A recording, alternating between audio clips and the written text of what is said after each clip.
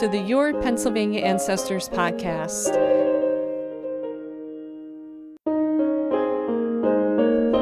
This is Denise Allen, and I'll be your host today as we talk with Kathy Hale of the State Library of Pennsylvania. If you're a genealogist who has ancestors in Pennsylvania, you don't want to miss the holdings that the State Library has. Kathy fondly calls the library the Packrat's paradise, and you'll find out why when you listen to this episode. Some of the holdings that the State Library of Pennsylvania has can be sent to you through your public library, no matter where you are in the country. Find out how to have that happen for you. Also learn about the renovation of the library, its temporary location, and how to make the most of that research trip when you do go to the library. I'd love to hear your comments and questions, and that question just could be on a future episode. Just go to www.paancestors.com and click Leave a Question. And now, here's Kathy.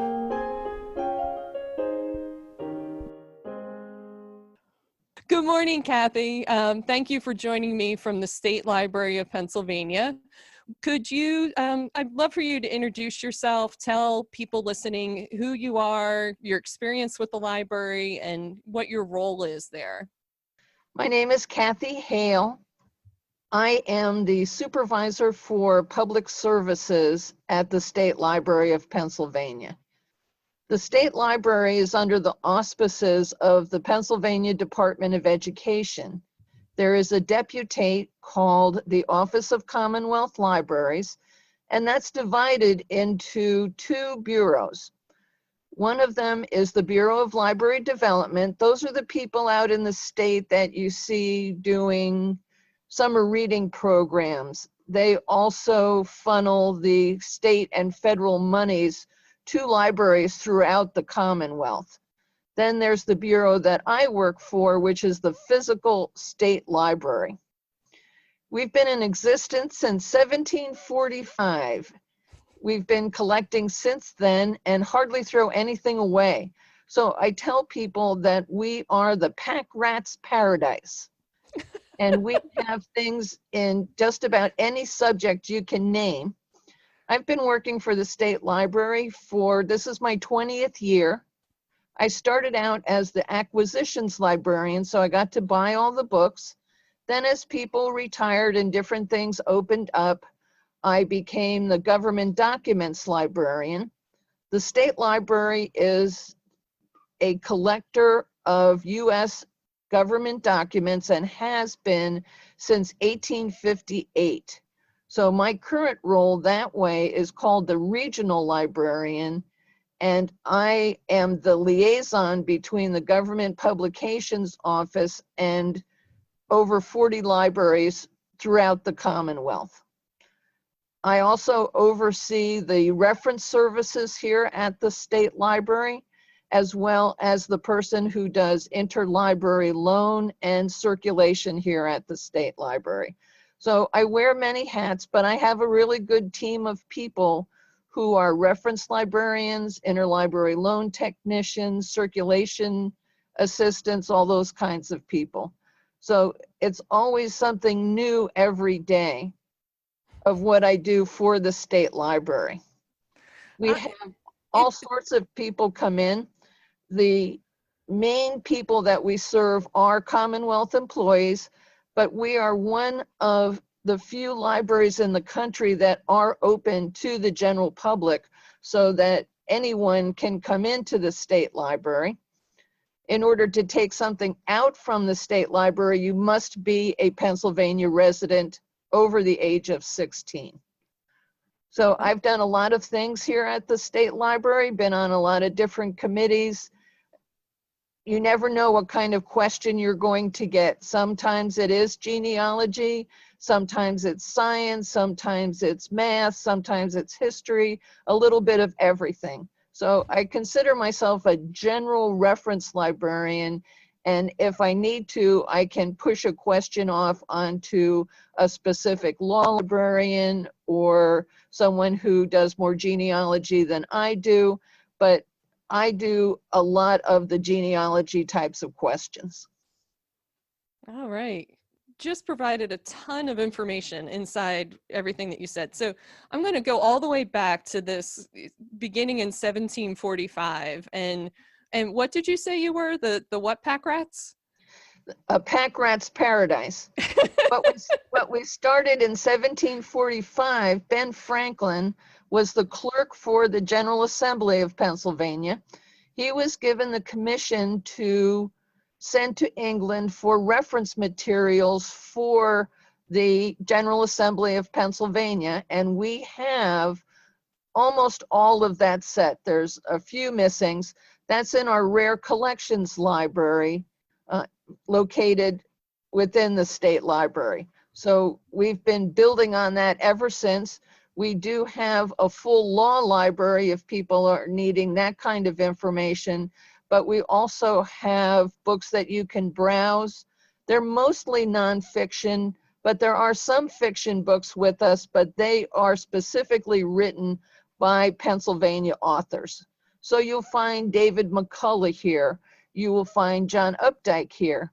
You will not find James Patterson because he's not from Pennsylvania. That's funny. John Updike is from my neck of the woods where I live now. So not far down the road is his ancestral home. Right. Yeah. So I love the Packrat's paradise and the commitment to not throwing anything out. I think a lot of genealogists and family historians can relate to that. The absolute I don't know what you say, like the absolute delight it can be to receive a box or any sort of information from way in the past that you didn't even know existed. And it sounds like the library and their rare books has a lot of those things that we might not know exist, but you've preserved it and kept it for us as Pennsylvania residents. Like the papers of Dorothea Dix. When she worked up at the state hospital in Harrisburg, we inherited the papers that she had while she was there. We have all sorts of maps. We have over 35,000 maps at the state library. Wow. Now, how would a researcher know what exactly you have in that rare books collection, or which of the 35,000 maps you have? If they go to the state library's website, which is www.statelibrary, that's all one word, all lowercase, .pa, like the state, period, gov. If they look on their left-hand side, they'll see a little book and it says catalog. So anyone doesn't have to be a library card holder from the state library. Anyone in the world can go into that catalog and do some discovery as to what we have. That catalog you have too, from my own experience, it's really well organized. You have used all the ability of the catalog system itself, the software, to really show people specifically what's in an item. So I know I've used it for church records that you have in your genealogy collection, and it is very specific exactly what churches are covered in a volume of church records. Our catalogers would be very happy to hear you say that. They put a lot of work into putting in as much information as possible so that people can really identify those things that they need. For example, we have one of the largest Pennsylvania newspaper collections, we feel, in the world. And so people can look for the newspapers that they need by going to our catalog. They're organized according to the city where they were published and the county that they were published in. So many genealogists don't know the name of the newspaper that they may be looking for, but they can identify those newspapers that cover the time period that they're looking for by looking for the newspapers in the specific county that they're looking for. Want to be careful with when you're doing that kind of research is to think historically. not all of the counties existed right away. So for example, it started with Philadelphia. Philadelphia is both a city and a county. Then it went out to Chester and Berks counties and grew from there. So if people need help to identify if their ancestors lived back in the 1800s, maybe the county that they are looking at that exists today in the 21st century did not exist then, and we can help them to identify what that county would be. Always great advice. Pennsylvania, for people that aren't from Pennsylvania, might not realize, and even people that do live here, how much it changed, especially prior to like 1870, 1850. It was very dynamic outside of the original Philadelphia county / city. A lot of border changes, and a lot of people moving from county to county too. Well, I have a theory that everyone has come through Pennsylvania on the way to someplace else. Kathy, I share the exact same theory. I do. I really do. I get contacted as a genealogist from a lot of people from all over the United States who are like, I have this ancestor who came through Pennsylvania. And I'm like, I know you did, because I feel like everybody has at least one. That's right. That's right. So some of them went through the northern tier areas, Potter and Tioga counties. Some came up from the south through York County and then out towards Pittsburgh to get to the Ohio Valley. Some came from New England through the Philadelphia area on their way to the South, Kentucky, Tennessee, those kinds of places. So I still feel that they came through Pennsylvania in some way. Some of them left footprints and some of them did not. So I usually tell people, don't be worried if you can't find somebody, because maybe they didn't stay long enough in order to make a footprint here. Exactly. Pennsylvania was a place full of canals, which we don't really talk about. Canal Transportation. Right. We have some rivers that were navigable, and of course the railroad when that came. So those crisscrossed and people went that, around that way. Yeah, Pennsylvania, I mean, we're still a busy place, but I think we were really the center of a lot of activity early on in the country. And it was a place that was unique, I think, in terms of development, having its Quaker background and, it was a place where people could experience a freedom that they couldn't get maybe some other places. That's right. Yeah. So, back to the library and its relationship to other libraries. If someone was, say, in Scranton or Clarion County, or and wanted to borrow something out of the State Library of Pennsylvania, and could they do that? Anyone can get a library card from the state library. We usually suggest to people, though, if they are outside of the Harrisburg area, that they use Interlibrary Loan in order to get the materials. We do not lend our genealogy types of materials because we'd never get them back. And so we will do Interlibrary Loan. If you discover something on the catalog, that we will send pages of indexes so that people can look up to get a specific page. Then we would scan a page and send it to the library so they can do it that way. We do lend our newspaper microfilm to libraries throughout the country. So someone could be in Nevada or California, Washington, Tennessee, Georgia, whatever, and they could discover newspaper microfilm that we have, and then they could go to their local public library in order to ask the state library to send reels of microfilm. We do limit the amount of microfilm that we send out to one person at one time, so they can borrow up to 5 reels of microfilm at one time. And a reel is typically 1 month worth of a newspaper.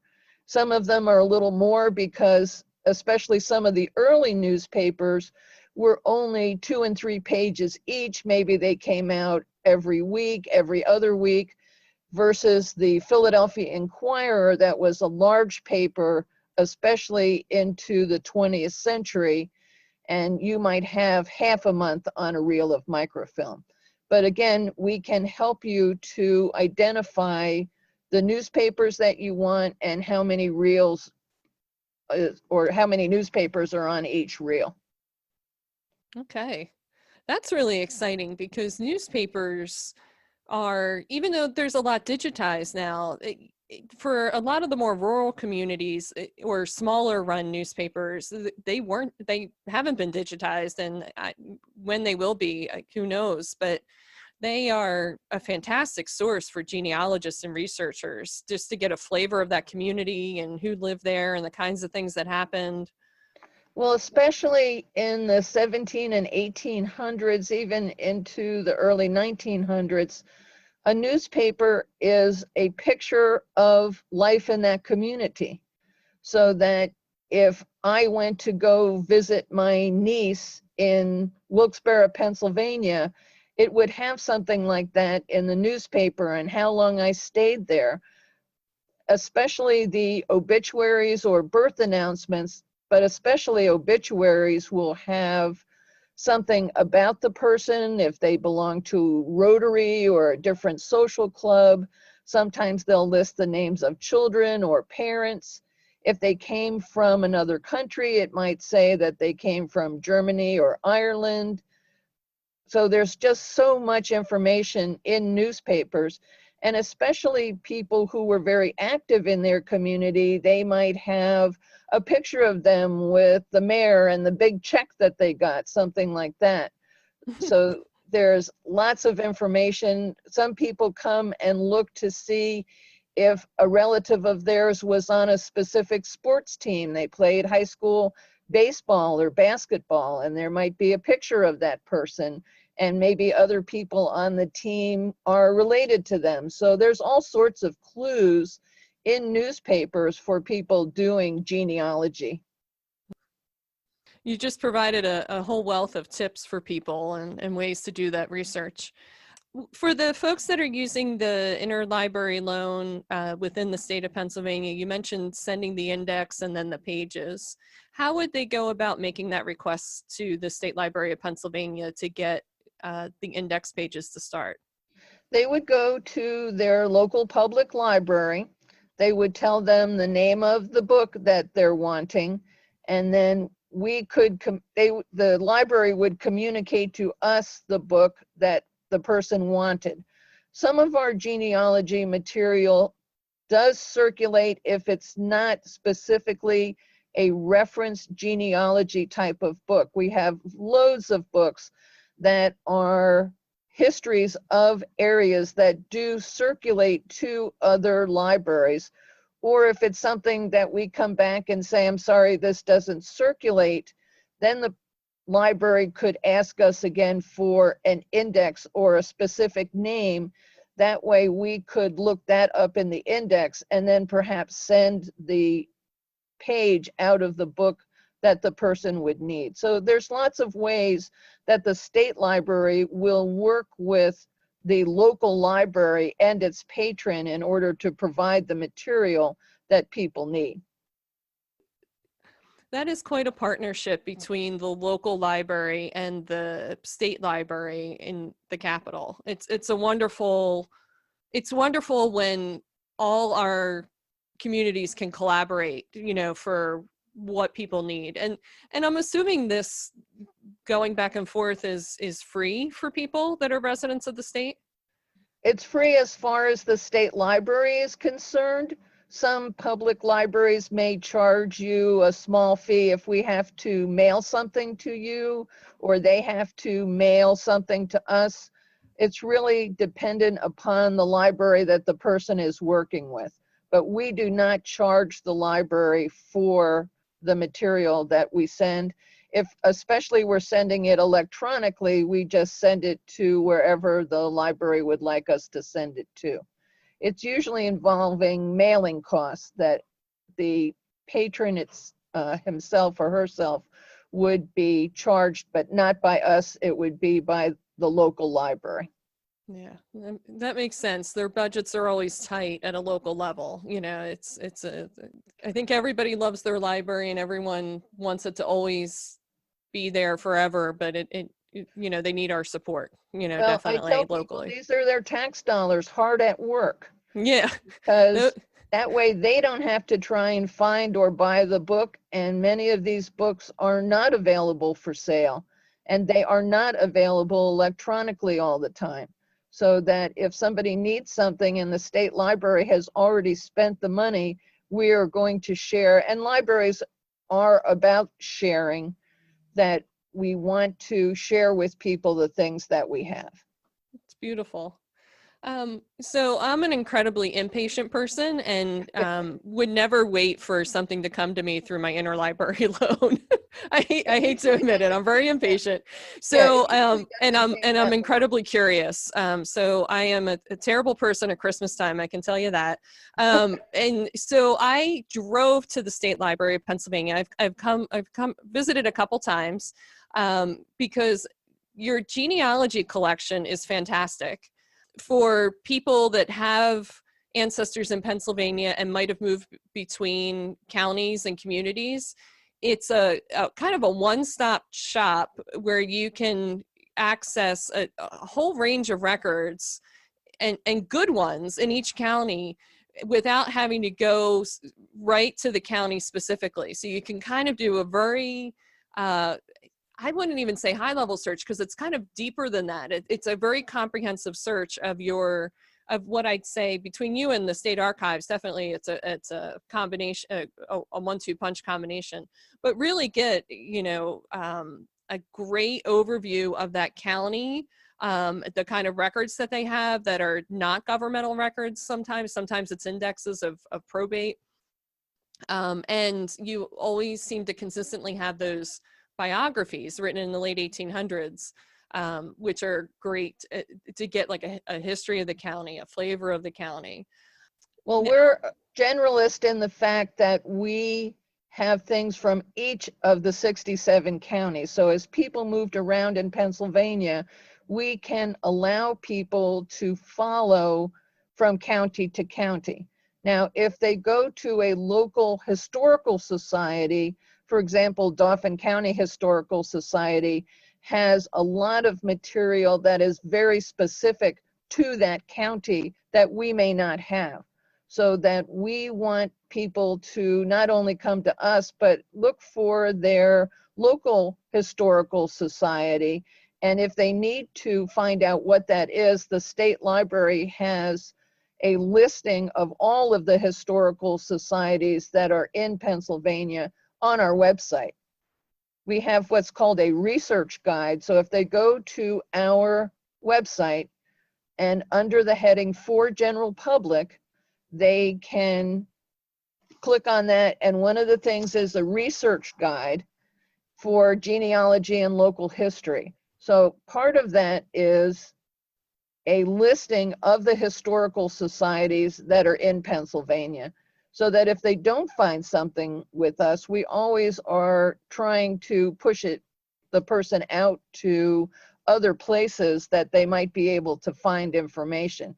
Because from doing your own genealogy, I've helped my parents do my family's genealogy.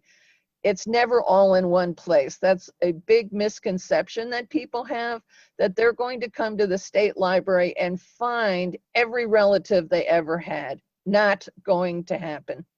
So that they might have to travel or ask other historical societies or other places for information. It really depends on who and what they're looking for.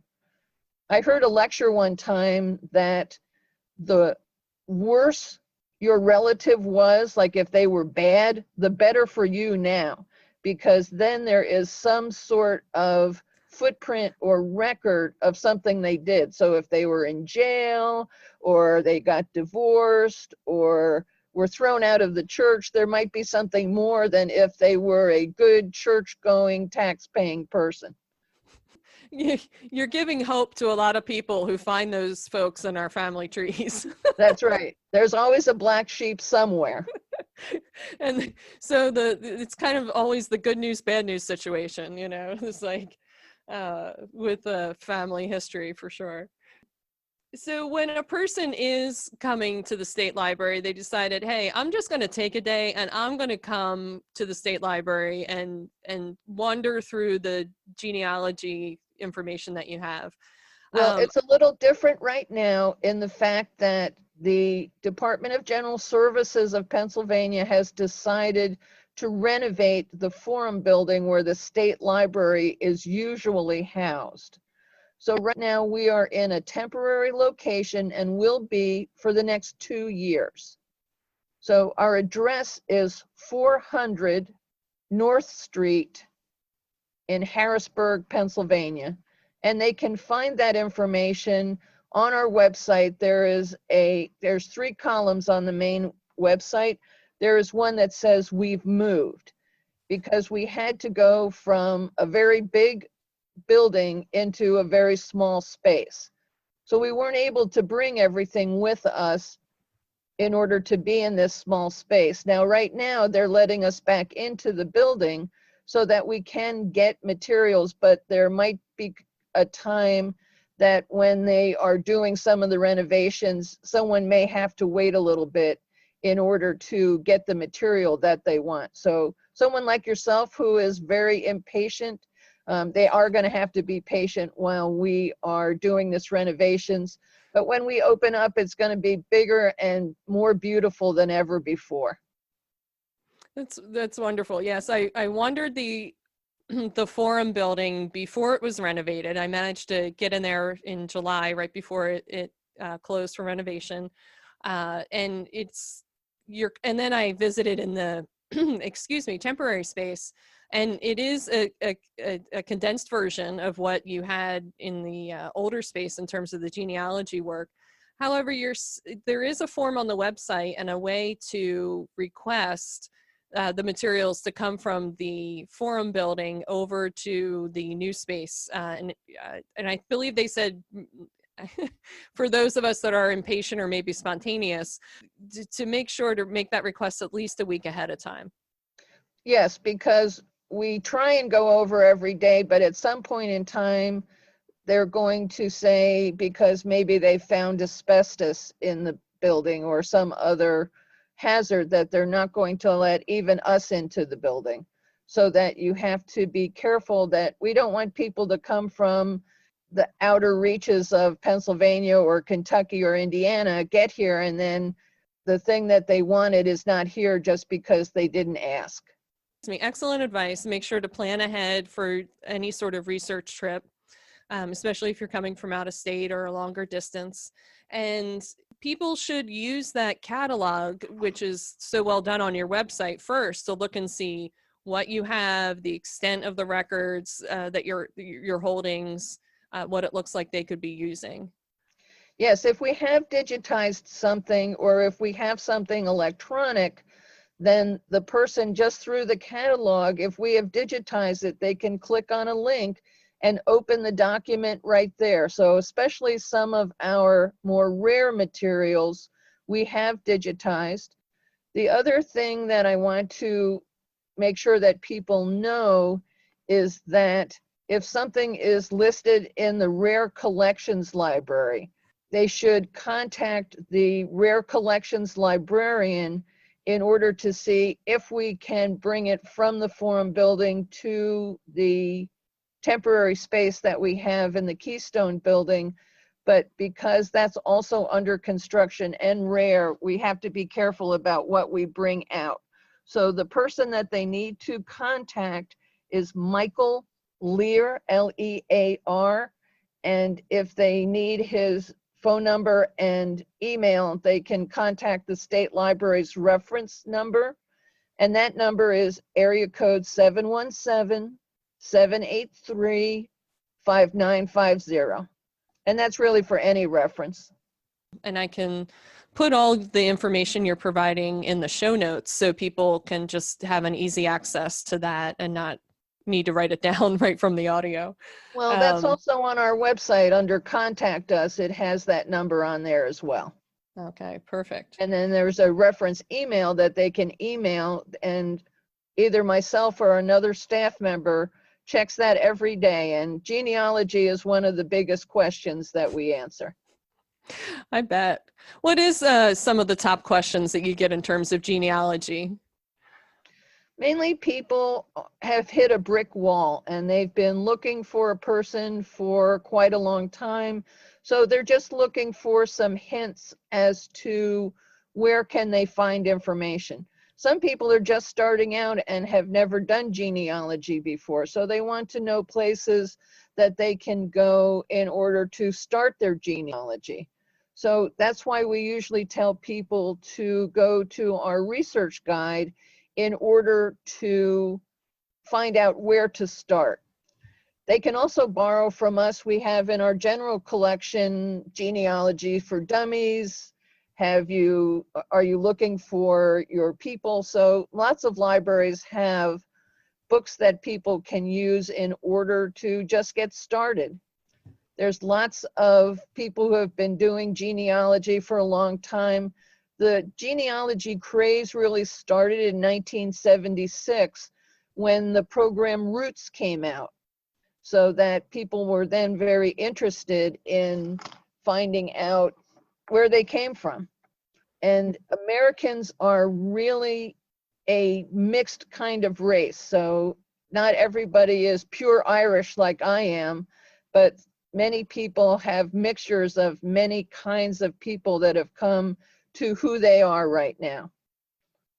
There's also, when they come to the state library, there are 3 databases that they can use.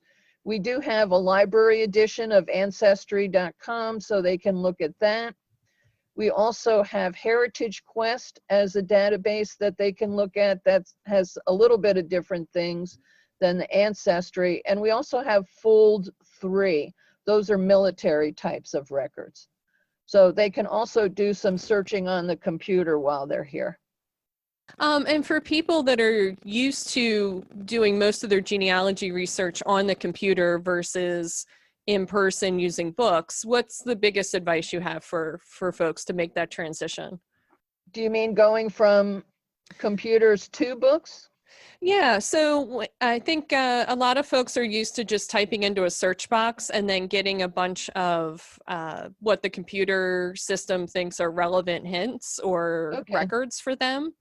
And when you're doing research based on books, it's a different process because yes, there's a catalog for the books, but and yes, there's indexes to look up people, but it's a different, the book isn't going to tell you this is a top hit, I guess, is my question. No, it's not going to tell you it's a top hit. The other thing we usually tell people is that spelling was not homogenized until the mid 20th century.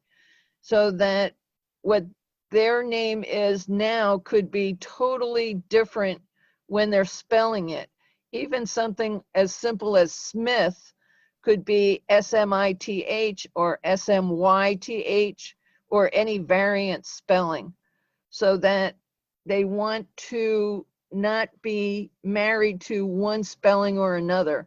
Plus, just like today, people's spelling was atrocious, so they have to think about variations of that, especially people who came from the Slavic countries into this country. But even my maiden name was McGann, and we spell it M-A-G-A-N-N, but I have also seen it M-A-G-A-H-A-N and variant spellings like that. So don't be wedded to one spelling.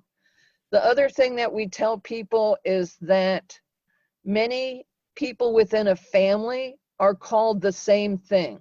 So there might be 8 Marys, 2 Johns, some Patricks, Ivans, depending on the ethnicity that you have. So you want to try and make sure that you're looking at the right Mary or the right Patrick, in the fact that they're born at a certain date or that they're in the census on one page and maybe you find them somewhere else, make sure that you're looking at the right person, because we've had people go off onto some really wild tangents because they're looking at the wrong person. Yeah, and I think what happens is when you're doing the research on the computer through one of the online providers of genealogy records, you can make those mistakes and they kind of just slip by you. You can add that record to an ancestor and not really think about it. But That's when right. you're in a book, it seems like it's more confrontational, or it makes, at least for me, it makes me think more or handle it differently. Because a lot of time in a book, it will also have the relationship right there. So you might have 18 Smiths and you're looking for Patrick, but you know he's married to Nancy. So it's a little easier, I think, sometimes to make the connection in a book versus the computer. But the computer has the advantage of you can go back and forth quickly between one record and another. Yeah, that's true. So there's advantages to both. There certainly is. One of the things Aaron mentioned was that the Pennsylvania State Archives has digitized some of their records and hosted them at the Power Library. Yes. And that, yeah, so could you share a little bit about the Power Library and what that holds? The Power Library is available to any Pennsylvanian. They can go to powerlibrary.org, and as part of the Power Library is Pennsylvania Digital Documents, so that lots of libraries have digitized different things such as newspapers, yearbooks, different materials that are at different academic institutions, historical societies. So what's nice about the Power Library digital documents is that you can go in and search over all of the collections that are there.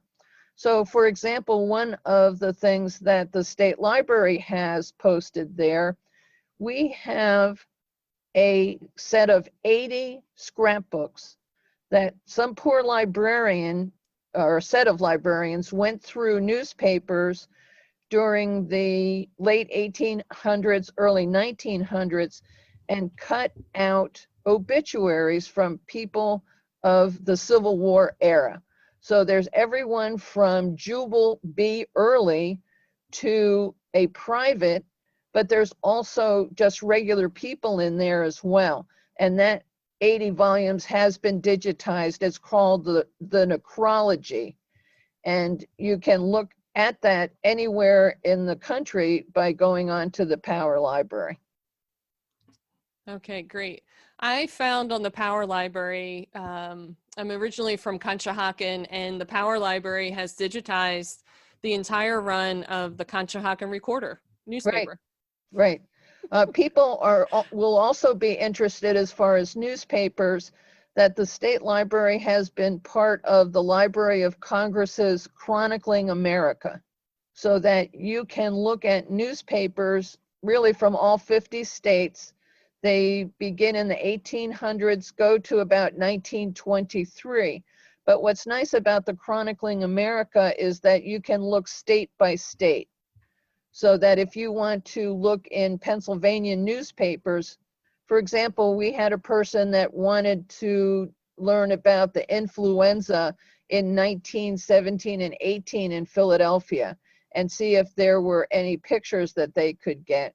And we were able to do that by going to the Chronicling America. Okay. So for your 20 years that you've been at the library, you've interacted with a lot of people. Absolutely. Asking a lot of different kinds of questions. You're dealing with the general public, and I'm really curious, what has been the most sort of the story that stuck with you in terms of an amazing discovery someone made in your collection that they shared with you, or something that you were like, wow, we have that? The thing that comes to mind was about 2 summers ago. The student came to us. They were part of a program at Penn State University that is part of the Finding Your Roots program on PBS with Louis Gates. They have a camp every summer for students to learn about science, but one of the aspects of that is they get their DNA done and they have to do some genealogy research in order to substantiate what they find on their DNA. So one of the young men that was there, he thought that one of his relatives was from the Pilgrims. And so he came to the state library because we were the most local place that had a set of books that showed the first 5 generations of people from the people who signed the Mayflower contract. So the first pilgrims that came over. We were able to trace his genealogy back to John and Priscilla Alden and William Bradford. William Bradford was the governor of the Plymouth plantation, and John Alden and Priscilla were made famous in the poem by Longfellow. And he's like, well, so what? And I'm like, so what? What do you mean, so what? When you're at the Thanksgiving table, these are your relatives that are there. And he has become a genealogy fanatic, trying to find more out about his people that went all the way back that far. So that was, I think, one of the, wow, I can't believe it kind of moments that we had. That is a wonderful story. And his whole reaction, especially with the DNA stuff, yeah, you just never know what you're going to get back. And that's right. Yeah, good for him for taking the time to trace it and ask the questions, because that question, so what, it comes up, for all of us, like, what does this mean? But what really makes me excited is when someone has been looking for someone for a long time, and then all of a sudden in some obscure book that we have or some newspaper that they've been slogging through, that they find out someone that they've been looking for a long time. So that makes me happy that they have found someone to fill in that elusive spot of the person that they couldn't find before. And I hope if there was like a genealogy gods, I hope that they look down upon us and offer that up for the state library to do that for people every day, for sure. Well, we tell people, don't get frustrated and keep all the things that you're finding, because you never know when that's going to spring back up and say, oh, that's the person. Exactly. So is there anything else that you wanted to share about the state library that I didn't ask, or you wanted to make sure that was covered? If a person comes or calls or emails us and the answer that they are looking for is just going to take too much time, we don't have a lot of staff here at the state library, and there's only a few of us who are dedicated to doing genealogy. We may push people to a list that we have of professional genealogists that they, for a fee, can contact that person, so that if they do live in California or Washington or Idaho, that there are people that for a fee can do the work for them here at the state library. Okay, good to know. So especially if your answer is complex or might cover several counties or a long time period, you're going to need a professional to partner with you if you can't get in to do the work yourself. That's right. So we'll help people as much as we can, but we're also serving a lot of other people. So we may push someone to contact one of those professional genealogists. They remember nothing else about the state library, lots of stuff. We are also a federal depository. We have been, like I said before, we've been collecting since 1858. So there might be some things in some of our government documents that we have. We also collect Pennsylvania documents that are reports that are put out by various agencies.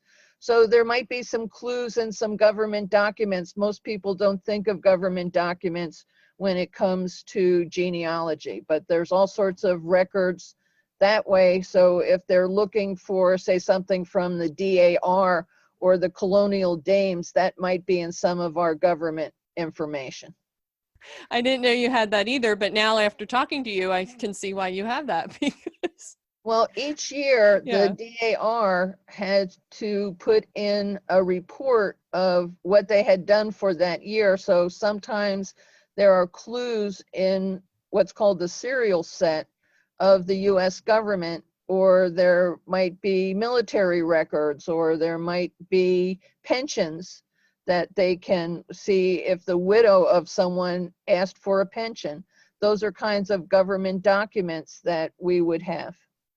Well, Kathy, I wanted to thank you for your time this morning. You provided such a wealth of information that for anyone who's new to doing genealogy research or a more experienced researcher of what is available at the State Library of Pennsylvania.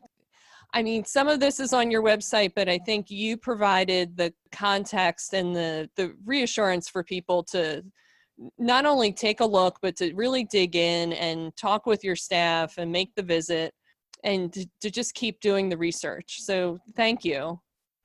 Yes, you're welcome. I'm so glad to talk to you today. This is really exciting. I've never done anything like this before, so this is really great.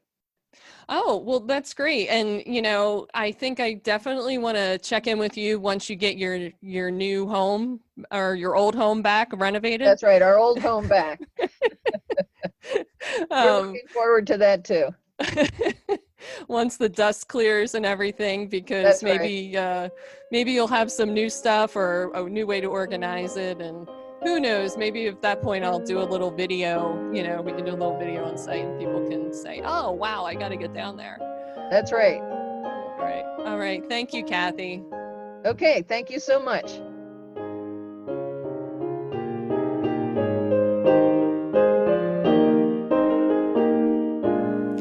I'd like to thank Kathy once again for all the time that she spent with me, going over all the holdings that the library has.